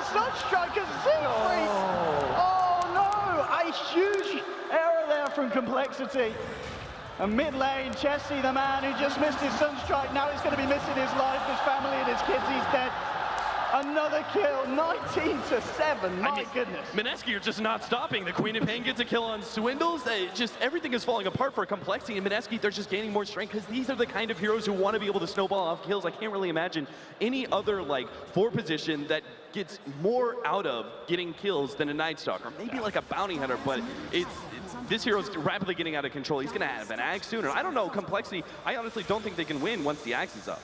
Limp looking to lead in here on the mid lane, but well, with the tower gone, Mineski, they'll just start to move in on the Axe. Axe gets off the call, buys him some time here with the extra armor, but the Sprout buying time for Mineski moving. Second lance flies through Jesse, ready with the cast, and the Maledict on to Live. Sonic Wave, it will just clip Live, but he's got the Maledict on him as well. Might pop, he'll get the storm to Potato, so strike, and now the Chain Frost. They'll find the kill onto the quad. Limp falling low, will he go down one more tick on the Maledict? He should pop it, and he will. They'll get the Axe kill, but they do pay with the quad. And Ben, he's been doomed up as well, and Z-Freak now helping the team turn this around. Double kill, can he find more? Swindles can't even get the crush out, making it a 2-for-2 even fight at this point. Mineski, do they want to go back in for more? You can see the Night Stalker Jules looking to see if he can come back in onto Z-Freak. Jesse throws out the cast, but it looks like they'll leave it as that. An engagement ending 2-for-2, and compLexity, they do find both the PL and the quad, so one of the better trades so far here for the Americans. Yeah, that was a fair trade-off, but unfortunately, Jesse's still falling a bit far behind. Still doesn't have that Midas. Blitz, how do you even play with the Invoker at this point when you're this far behind? I think the issue is that the pace of the game is too fast for an Invoker, and that's what Mineski are doing really well. Is I was a little bit afraid that they might get too over-aggressive, but they're just that far ahead right now because compLexity just don't have any fighting items right now. They rely heavily on spells. Z-Freak just doesn't have any sort of way to open up with the Doom, aside from just kind of walking in. The Slardar still really far away from the Blink Dagger. This is not a flash farming hero, especially in a game like this. He's never going to find the map presence to be able to get anything. Lich, again, just a lane-dominating hero that doesn't really itemize or scale very well, and even bigger than that, it's the Axe, the hero that was kind of meant to start the fights for you, still 1,000 away from the Blink Dagger, and compLexity, they kind of have to slow down the pace of the game, wait for these items bare minimum before they get into the next engagement. If both our Slardar and our Axe are having such a hard time in the laning phase, does it actually give you incentive? Maybe you should have gone Blink first on one of these heroes? It's kind of hard to call, obviously, in hindsight. But I think the issue is that they didn't want Limp to be that 2 or 3 position hero. They kind of wanted him to have a little bit more farm, have a little bit more tank, so that he could continue to scale. But I don't think they anticipated things going this wrong. And for me personally, the sign of a team when they're in disarray is when you're losing multiple heroes on different sides of the map. It means that you're not coordinated, you're not using the map, and you're just getting picked off. compLexity, they have very little map control at this point. They've got an aggressive ward forward, but it's for the most part the fact that they don't feel comfortable enough in this game to be able to push out past the river. So all of these lanes are going to be pushing forward into them. Mineski have a lot of information, even if they don't have aggressive wards down. I mean, at this point of the game, to be this far behind in terms of kills and in terms of the net worth as well, I mean, what would you kind of point to as being the big issue here for compLexity? Is this an outdraft, or is this just outperformance this game so far? I mean, what is it in your mind that it feels that is the biggest mistake that compLexity made so far? I think it's a little bit of both. I think the draft really favored this kind of aggressive style that Mineski like to put on. We saw in the game 2 against Liquid, that's the style that they want to put. They want to put pressure on you, they want to get aggressive all over the map. And compLexity just, I don't think they had the right response. For example, when they smoked that Invoker bottom, when he was 400 gold away from his Midas and he was already 8 minutes behind, you might as well just not leave that hero there. Yeah, if you look at some of the previous drafts of Mineski, they actually are really good at, first of all, being able to apply pressure, but they're also really good at like greedy 4 positions. Raging Potato, he's invis, he's going to break the smoke. Oh, one of these moments as well, just a right rune at a right time, working out for Mineski. Indeed, the smoke won't be successful. Bottom lane, the cast bounces, the Maledict and the Death Force Swindles will manage to cancel it here with the crush. And strike now to Jesse, but Jesse, yes, he'll get taken down. Z-Freak burns him out, Swindles TPing back to the base, and well, Raging very deep, and Lim punishes it there with a dunk. And this time it's the mistakes of Mineski getting punished. It's rough to see this, but Jesse can't really do anything about Ben-Hur. Yes, compLexity did pick up a number of kills, but Ben-Hur is still free farming away. He's going to have his Diffusal Blade soon, and he's reaching a point where compLexity have to get like perfect initiations in order to stop this carry. Yeah, for a second it looked like that was actually going to go okay for Mineski just because they went on the bottom lane because they saw the 2 heroes smoked up. They knew there was no way there was going to be support there, but Raging Potato playing a little bit too over-aggressively with that invis. And they've got to be careful because now that they know the Axe has this Blink Dagger, the counter initiation is going to be really strong for compLexity. As you said, Cap, that diffusal all done. Now for Benna, ready for the next one. And we are going to see bottom lane. Jesse Vash coming in. He's on his own at the moment. Still 20 seconds for the Death Ward. As Z-Freak starts to push in on the tower. He has got the backup of the Lich around the corner. Blitz, you see this build from Z-Freak? He's going the Shadow Blade that you like so much. I think this is a really important pickup. The differentiation between Blink Dagger and Shadow Blade is that Shadow Blade is way better in initiating on a hero like Phantom Lancer. Obviously, you have that Doppelganger, it's quick reaction spells, so you need that like perfect initiation essentially, and Blink Dagger doesn't offer that. Yeah, you can set up really easily with this item, but I don't know, it still feels a little bit late, and more importantly, I think this Slaughter just needs more farm, because even just with the bare bones Blink Dagger, I don't know how much impact he's going to have. Well, at least he picks up the tier 1 tower, so hopefully that speeds up the Shadow Blades. Maybe we can see it by like 24 minutes. The danger is going to be Mineski. They're far enough ahead that they can forward counter vision, maybe even get a gem to start controlling the map as well as deal with Z-Freak's initiations. Mineski, I mean, do they want to try and fight this? There's 3 members of complexity around. They do have Jesse Vash, though, around the corner. Mineski, they're going to jump in on Swindles. Straight away, just eyeing it out, eyeing out the situation. Jesse Vash coming in and now bot with the TP. It's done on to Swindles. They'll manage to get themselves to Slardar at least. Can they find themselves anymore? Z-Freak will just be able to TP out in time, but Mineski, again, just controlling the map and making sure the complexity, just they can't feel safe coming over to the Radiant at this point.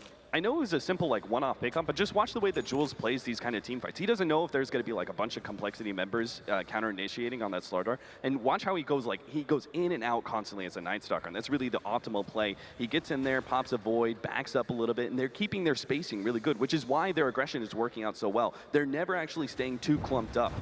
Even though like complexity do have some really good AoE abilities to punish, they just can never get a good hold on more than 1 or 2 heroes at most. I think Bokarino should TP top and apply pressure to that tower so you can see where complexity is exactly. They're going to flash the Invoker at bottom that doesn't tell them too much just because if the rest of the team were at top, he could just Sunstrike to help out, but I think this is what Nature's Prophet does best, is his ability to put pressure on the map, guarantee for his team where the enemy team is, and maybe if he gets somebody to rotate up there, they can take the Roshan for themselves.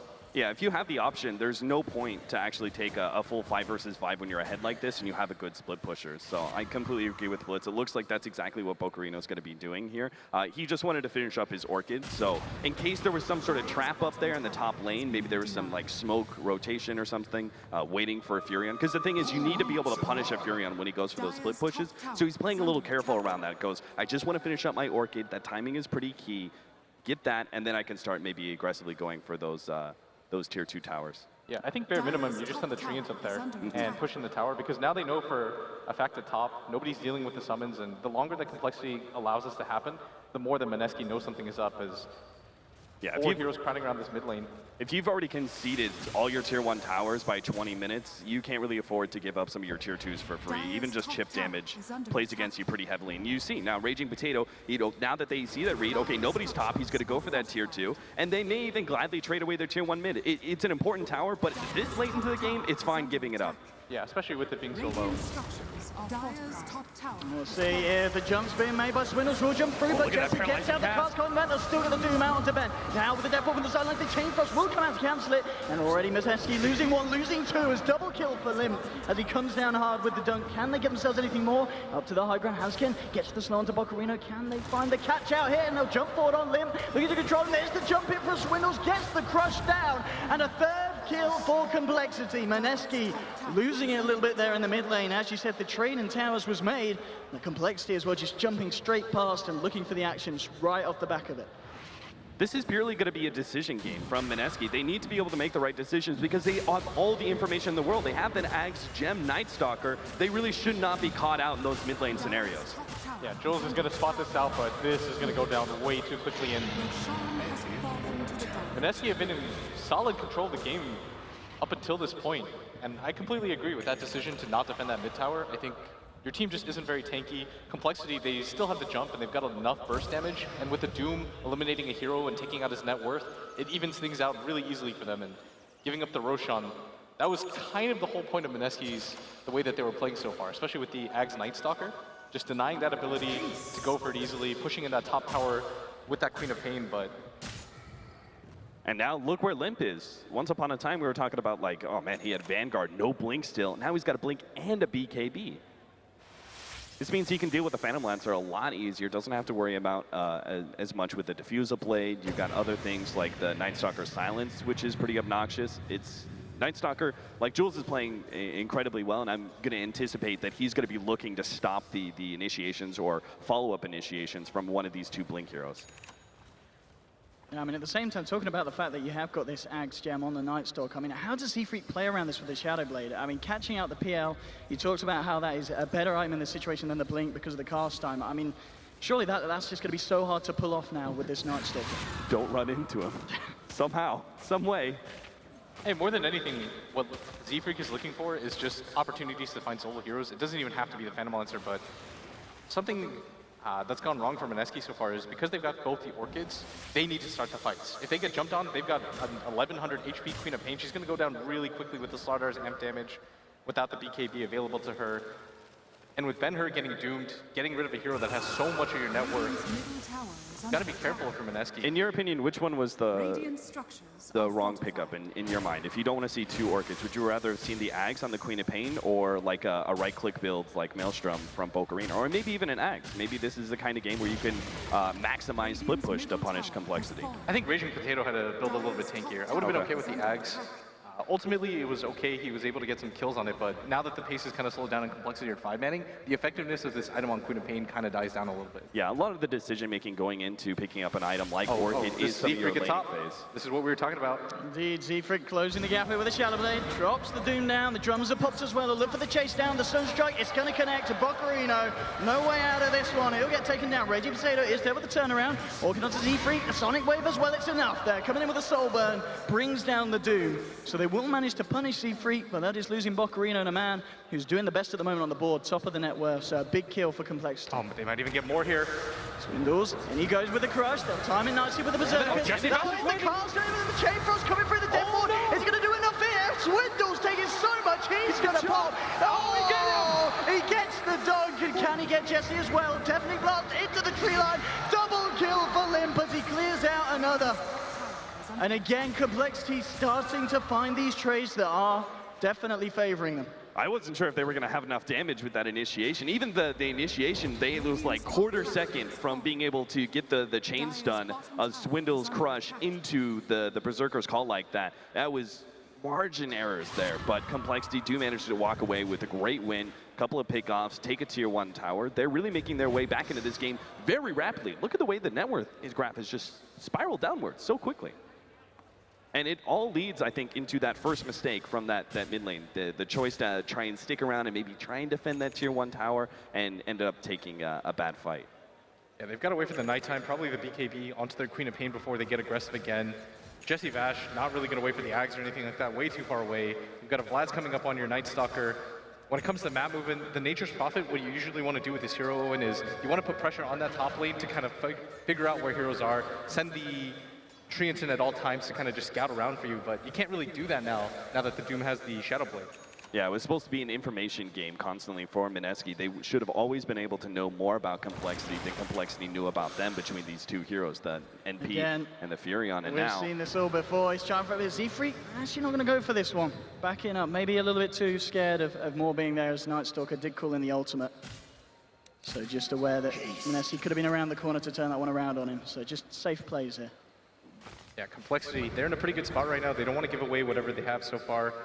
They've got good momentum on their side. That's the most important thing. You saw how hyped Mineski were getting, and again, that's what I caution against, right? Is if you get a little bit too over-aggressive, you decide you're going to take all of these fights, all it takes is one for complexity to get back into this game. I mean, considering it indeed just the laning stage, complexity have really got back into this. I mean, at the start, we were seeing Mineski, 4 heroes at the top, but each of these pickoffs, each of these kills is certainly bringing complexity back in, and as we can see, just looking for a push on the bottom, looking to get that tier 2, and Mineski are not going to look to hold this one. They're almost only just going to wait for a high ground defense. And I mean, how good is the high ground defense of Mineski here against the pushing power of complexity?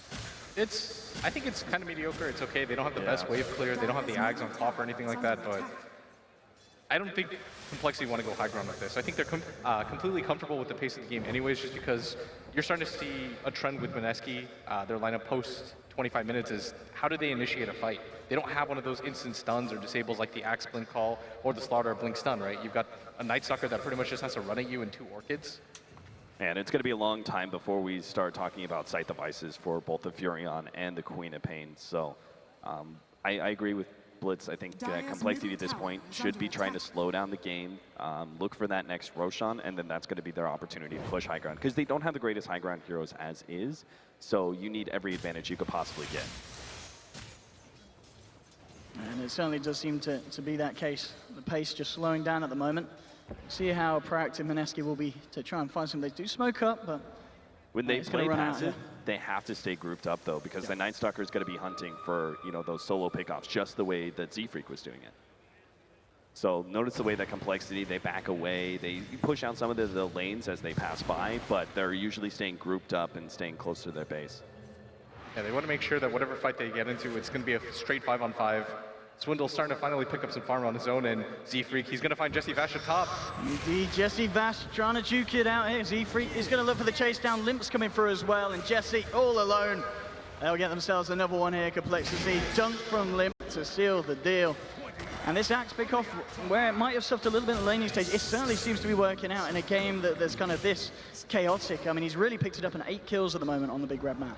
And this is where you see larger international experience really come into play, is that a more experienced team is oftentimes just going to have better movement around the map going mid to late game. They're just more experienced with these kind of scenarios, and it's completely showing. compLexity have gotten how many pickoffs now in a row, up against Mineski, who will have an Ags Gem Night Stalker. It really shouldn't be feasible that Doom repeatedly goes out with a Shadow Blade and doesn't get punished like this, but compLexity are just making really good reads about Mineski's movements. Yeah, absolutely. As we saw there on the graph, I think in the last 10 minutes, Mineski have found 2 kills, whereas compLexity have found, I think it's about 10 there, by the looks of it. Sorry, 3 and about 11 or so. So it's definitely swinging back around for compLexity. Mineski, I mean, how do they do something, Blitz, in this kind of situation where we've seen that compLexity, they're managing to deal with the aggression of Mineski, they're slowing down the pace. Do Mineski just need to be constantly proactive, looking to smoke up? I mean, when Roche comes back up, do they go for the Aegis first, or do you wait for compLexity to do it, and then you try and jump in at the final moment? I think you absolutely can't give up the Aegis advantage again against compLexity's lineup. I think a pretty good move for them to make would be to bait things with the Agadam's Night Stalker, have him kind of hover around, scout out for Z-Freak before he can get the Doom off and you play the chance game, and then just have Mineski swarm in. But it's a small sample size, but even the game against Liquid where they had that early game advantage built up, and so far in this game too, it doesn't feel like they know what the next plan is, like where the direction goes after a certain point. At some point, you just can't keep killing heroes and running at them. You have to have the game plan overall set in your brain. You can see compLexity kind of feather-footing it around at the top, not ready to fully commit, and with the ultimate from Night Stalker, summoning the darkness. Mineski, they would be in a position to jump, but compLexity, they're just playing it safe. They hover around the top lane, clear out a few waves, back up. Chelsea's on the bottom, just farming up as well. And compLexity, as you said, exactly what they need to do, just making sure that they don't give anything away to Mineski now, and just managing to climb back up in terms of value and overall net worth. It's starting to go back over to the side of compLexity now at this point. One of the big reasons we're willing to give compLexity a larger swath of time than perhaps original predictions is because of the fact that the Phantom Lancer is actually rather far behind in net worth. He's sitting well below the Doom even. Like, he's middle ground.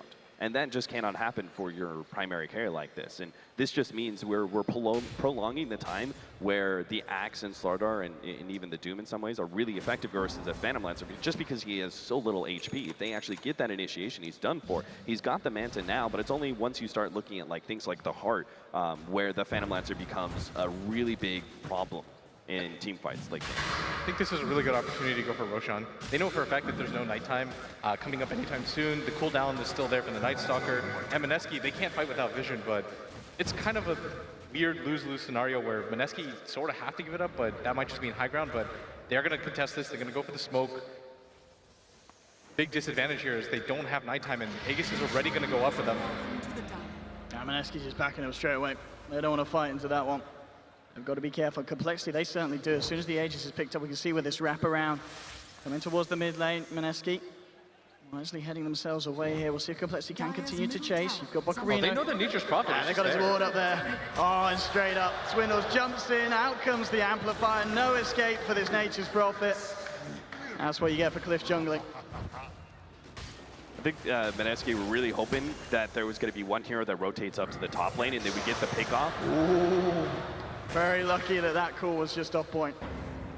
Very lucky for the PL. Night Stalker got to pop his nighttime just to get out of here.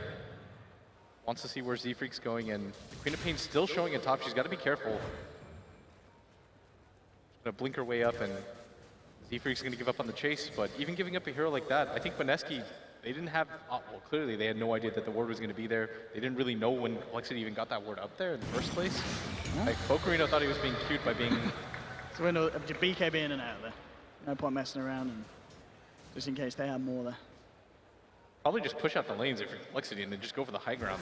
Like, the pace of the game has devolved to the point where Mineski, I don't really know what their move is aside from just holding high ground and hoping that compLexity get over aggressive. Yeah, the best you could possibly hope for at this point is maybe going for a pickoff when you, like, compLexity have to get some map control, so they're going to split up a little bit, they're going to push out these lanes.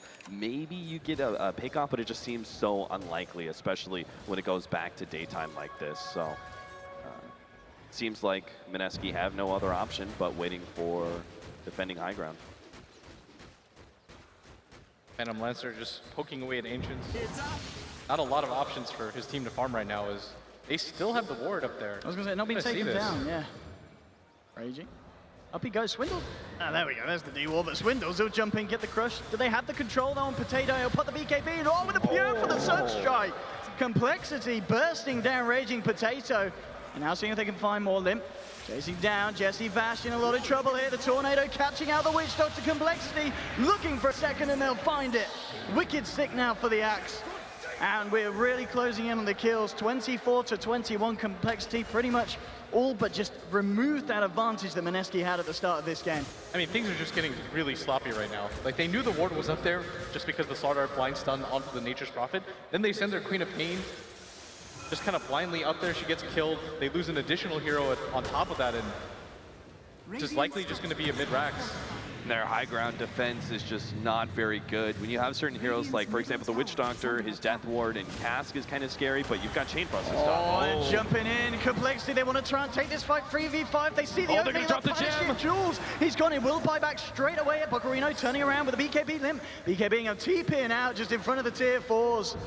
And they will, at the least, manage to force back compLexity. They won't lose Rax in the mid lane, but it does cost them that buyback on the Night Stalker. If only Z-Freak had been able to drop the Quelling Blade faster and pick up the, steal the gem away from Mineski.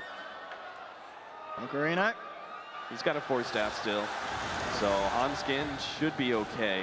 Unless he's going to turn it around. I mean, Swindle's coming around the corner. Boca, he could have come in a little bit too deep, but he has. He goes down, Swindle, jumping into the crush of the Tornado to follow through as well. Rage Potato pops the Sonic Wave. It's a nice one, but it's just not quite enough at this point of the game. Jesse falling low the cast, bouncing through the Death Ward for the high ground. That popped the Aegis there on the Invoker. Swindle's being diffuser blade up by Ben. The Void from Night Stalker finishing down the Slardar.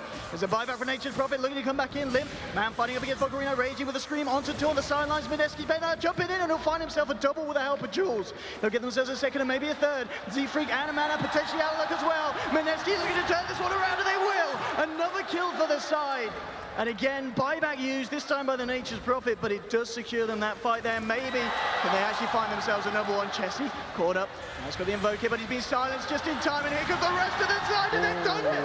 Mineski, for the last 10 minutes or so, seem to be falling behind, but a fight like that brings them straight back into it. Huge casualties for compLexity. That was a great read by Mineski, knowing that they had to buy back and they had to take that fight kind of no matter what. You were just going to get chipped down eventually, and not allowing compLexity to be able to perform another high ground push. They've got to be careful about going for this, though. The buybacks are available, and Limp can catch them off really easily. These heroes aren't exactly healthy. Yeah, they're just going to back themselves away, but like you said, they want to get more, especially with Bocarino's commitment to that buyback. I mean, at the least, of course, getting that buyback out of Chessie top lane. What's in? Chessie, he's brought back. The BKB, but and it's not he enough. wants to punish this again. The Sunstrike and the swirl there. Spinning around, Limp and Chessie, they'll find themselves another. Ben coming through, maybe they could try and punish this Axe here. Jessie's around the corner. Fast. They do have a Death Ward up as well. Raging Potato there as well as Jules, the whole gang, but Limp pots the BKB. Chessie coming back. Is he going to try and get himself in position to commit, or is he just going to sack the Axe? He's hiding on the sidelines. Potato jumping forward. The BKB now run out for Limp. EMP from the high ground will catch him. Meteor down. There's a Death Ward, but Limp, look how tanky this man is. It looks like it will still go down, but only just. And they do lose the Nature's Prophet there, so on that extended death timer because of the buyback earlier. But they do punish the Axe, and he's dead for 70 seconds here. So it's, I guess this is fine for Mineski that says the compLexity. I mean, they look like they're going to look for something. Is this still the call to do with an Axe down? I think so. They just don't want to get over aggressive because they know that the Nature's Prophet can't buy back and help out. He's one of their higher net worth heroes. They are steadily getting some measure of farm now on their Phantom Lancer, so it's not as dire as it used to be at one point. He was 5th or 6th in net worth, but now first on his team, 3rd overall. He's still playing the sit back and lance, and maybe occasionally he'll run in and right-click a support or something in these team fights. So it's still like kind of that point where Phantom Lancer, he's beginning to become like, yeah, more and more of a factor in these team fights. But it's only once he becomes truly tanky that he can make those kind of heavy commitments that compLexity are going to be in serious trouble. You have to realize too that the burden to end the game is on compLexity. They have a one-position axe. Their Slardar isn't going to exactly scale too well. He's got the BKB, but he's steadily running out of charges. I was across the board, there must be, because these BKBs were rather early in the build-up. You know, for all of the cores, I imagine they're getting kind of like invokers. Still fairly recent. Okay, is it just the axes and Ennis is down to 8? But yeah, as you said, axes down to 7. They've got to be careful. I mean, yeah, the fights go on. Mineski each and every time. They're certainly holding in. They've not lost a set of racks yet, even though there was that pretty scary push from compLexity a few minutes ago in the mid lane. They managed to hold on here, and I mean, this game 40 minutes in, it's looking fairly close now again. For a second, it just looked like compLexity were going to roll, bulldoze through. They had the Aegis, the Invoker had the Aegis on him. They were going high ground. They had picked off a hero previously too. They forced the buyback, and if they could have gone away cleanly, it would have been perfectly fine. But Mineski, killer instinct, they just kind of run in. They knew they had to get more out of it there. They go as compLexity. They know they have to take the fight. The problem with this smoke is compLexity are having all of their lanes pushed in. Bottom is being pushed in by the illusions. You see mid is just past the river and going forward, and top lane is pushing forward quite heavily thanks to the Furion.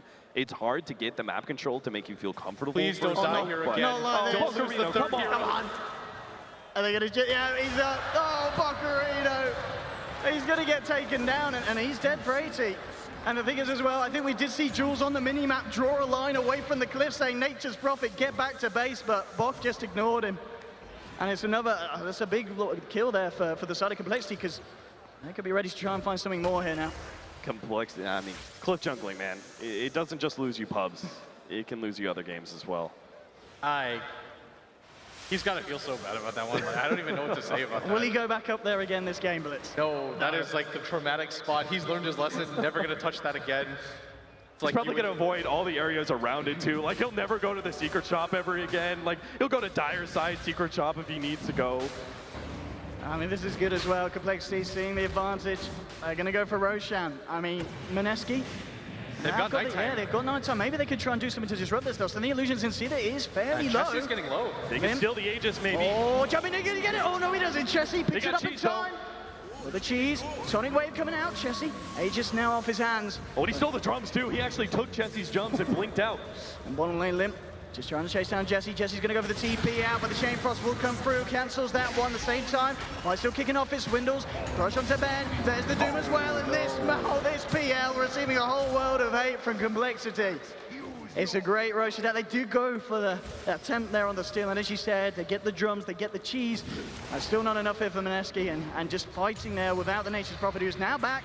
Now trying to man fight against Jesse. But can't really do any more, and in fact, he may be the one in trouble because the BKB about to wear out, and Limp not going to commit for this one. Well, it looks a bit the Sprout. It's being laid down, but Limp, now he's coming back in. Tornado, oh, it's on point. Jesse catching out the MP, and there's Limp as well. And again, it just feels like Bok on this Nature's Prophet, who's having a great start this game, but he's really starting to falter now. Yeah, it almost feels like he needs a blink dagger or something just to be able to, you know, give him that extra bit of movement around the map and stay ahead of compLexity when they try and hunt him down. But compLexity, again, it seems like Roshan is just kind of their lucky charm. They're going to turn a Roshan fight into pushing high ground, and this, I wouldn't say it's do or die, but it's really essential for them to take a lane of Rags here. PL does have the buyback available, but probably not going to want to use it 20 seconds. They'll probably just have to sack this one, especially with the MP still down. Yeah, without the Nature's Prophet and 5 heroes filtering in, there's no reason for the Phantom Lancer to buy back. But Mineski, they really don't want to give up 2 sets of racks. It opens up the map a little bit too much, and all it takes after that point is just one pickoff for compLexity to go for the Mega Creeps. compLexity should know, guarantee that Furion doesn't have a buyback for another 10 seconds. So that's why they felt comfortable pushing that tier 3. And they will indeed get it. Backing up. The question is, can Mineski try and punish this already? Colt just TPing out. They're trying to chase up Ben. Oh, nearly on point, but the TP was already done. Still chasing, but all these blinks from compLexity. I mean, Very hard team to catch out, and they are out there. I did not actually expect this Ags on Lich. You don't see this item too often, but it's nice. I mean, Lich, he's certainly been picking up. We haven't really seen any fights where there's been a lot of bounces, so the unlimited portion of the upgrade doesn't seem to be maybe too key, but maybe in these high ground pushes, he's going to force Mineski to be much more careful about their positioning. I mean, with the Phantom Lancer on the field, you never know. It could just keep on bouncing around between those illusions and keep on going no matter what. And I mean, the 45-minute radius, I mean, why not? The miss percentage chance is actually like really impactful. I guess so. Especially against the Phantom Lancer. Yeah, I think it makes a lot of sense. He is not a hero that wants to go MKB. There are certain carries in the game that are really exploited by miss percentage or evasion, and Phantom Lancer is definitely one of those. Right now, compLexity just waiting for all of their items to filter in. They've got so many things coming in. The Invoker now has the buyback refresh. Got the Radiance completed on the Doom, like we mentioned. Not a whole lot else that they have to wait for. If they want, they can kind of slow things down. Maybe look for a pick-off using D-Freak once again. Then maybe just wait for the Roshan, but not really in a position where they have to do anything desperate. Well, we'll see, indeed, what the call is going to be. They're coming up to this top lane. Jules hanging around on the Night Stalker. He is alone, but just hang around, try and get some of that intel, that vision here for Mineski during this night time, so they know for sure what's up. Again, missing that like really hard disable is costing Mineski a lot of opportunities, I think. One of the biggest problems in this next fight is going to be the Invoker is actually more of a carry than anything else, and he's one of the most dangerous heroes super late game when he has that refresher. You know, you've got double Ravage essentially with a whole swarm of damage surrounding it. So they need to be able to somehow deal with that Invoker, but he's got BKB. So if they ever try and initiate with an Orchid or something, he just pops a BKB. He takes advantage that you initiated onto him, and you get blown up. They really needed like a hard side to have an opportunity to take out that damage dealer first. I mean, so, looking at the MP at the moment, the courier for the Radiant, he just went out to Secret Shop, but how close is he to having that the Hexo? Is he just the recipe that he's got? I was with Mionis, so he's opted in for that. Yeah. Neither one of our intelligence cores are going for a side. Sort of think that the Nature's Prophet at bare minimum needed it. It's not really damage that they lack. Oh, here we go, Limp jumping in, cool wants to two. BKB came out just in time from MP, tapping block with Jesse. They'll pop down the Death Fort. It is pounding through them here. Jesse Vash get away with it, but Swiddle's just moving forward. Solid Wave flies through. They've lost the block on the Nature's Prophet, but he'll buy back. Looking for more Jules. Doomed up, but he's going to be able to tank it out, get himself back to base. There's still one down, just as Witch Doctor off the map at the moment. Rax falling pretty quickly. Z-Freak on his way out, and getting silenced, now forced away. He's going to be fine. They'll catch out Anskin. Mineski, can they punish the Lich? But Swindles coming back in with the crush. Limp as well with the call on to two. Bog, he's going to go down to die back on the Nature's Prophet. Jules trying to get himself back, but he's got as well. Mega kill for Chesty and Raging Potato. Only just able to blink himself out to the side. But Mineski 3 down, no buybacks available. They're going to lose the top set of Rex, maybe even more. Yeah, compLexity, I think they honestly can almost think about just keep going because they're so tanky on the rest of their heroes, and Mineski are just lacking in damage. Now they found Reggie Potato. He's going to get picked off. Now it's only the Phantom Lancer. That just all but assures that the bottom lane of Rax is going to go down as well, meaning Megas for compLexity. PL and the Witch Doctor, the last two men standing here for Mineski. Can they do it? I mean, compLexity clearing out the Megas, and GG is called. Mineski here in game one, showing us their power in the early game. But a lack of decision-making seems to punish them in the mid-game. They did manage to bring it back a little bit, but compLexity at the end of the day, they turned it right up. It really felt like they had a really good game plan going into the early and mid-game, and they were feeling the hype of the crowd. They weren't really making a lot of mistakes.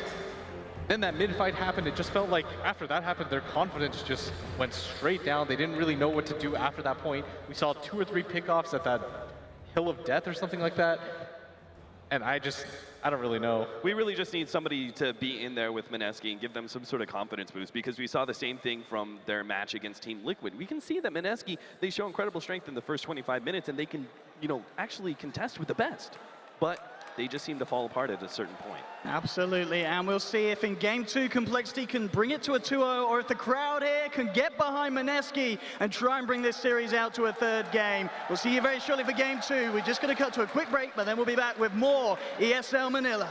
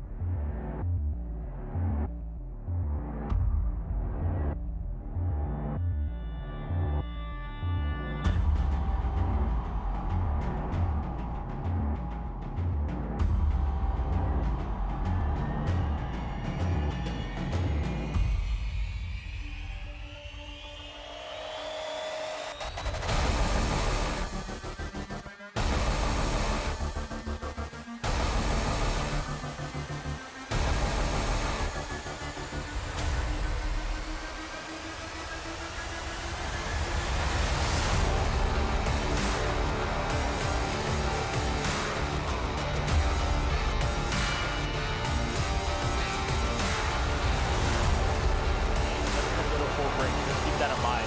Talk for like 7 to 10 minutes, and then we're gonna go.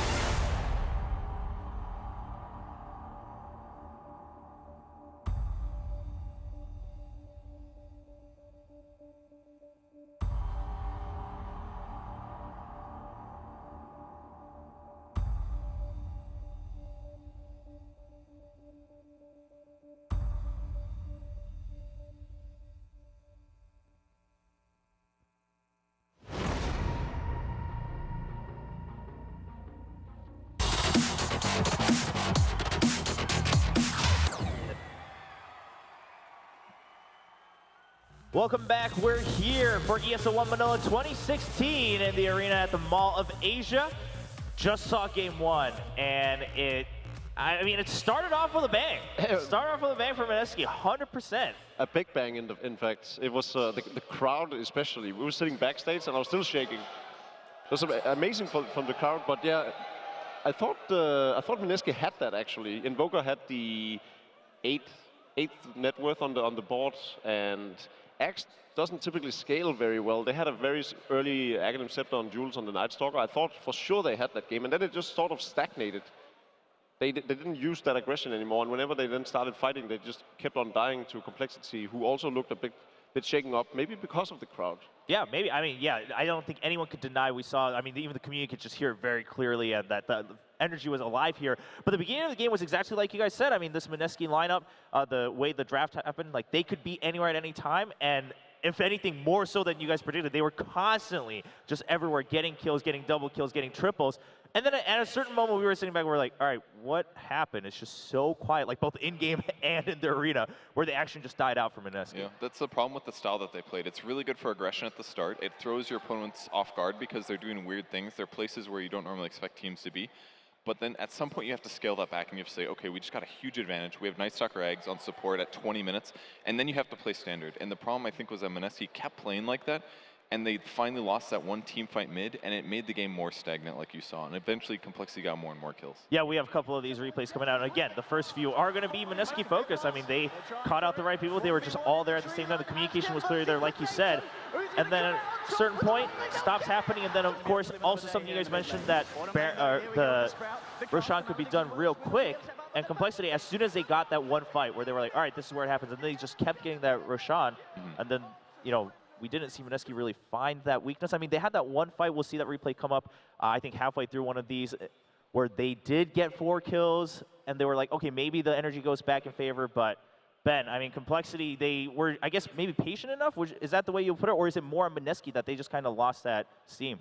I think Mineski just lost focus. I didn't really like the trade where they traded the top T2 for this tower, and then PL dies, 2 other heroes die, and then, as you said, they swing right in a rush. They have a Slardar, and then they have an Invoker. Invoker can do it alone, and then when you have the Slardar, it just becomes trivial for them. And Mineski, I think, should have concentrated a little bit more around that, especially with the Night Stalker Ags. I thought, yeah, I was with Jacob too. It's like, once I saw that Ags, I was like, how are compLexity ever supposed to move around the map? How are they supposed to get kills with their Blink Daggers? But Mineski kind of just gave too many kills to them in the mid game.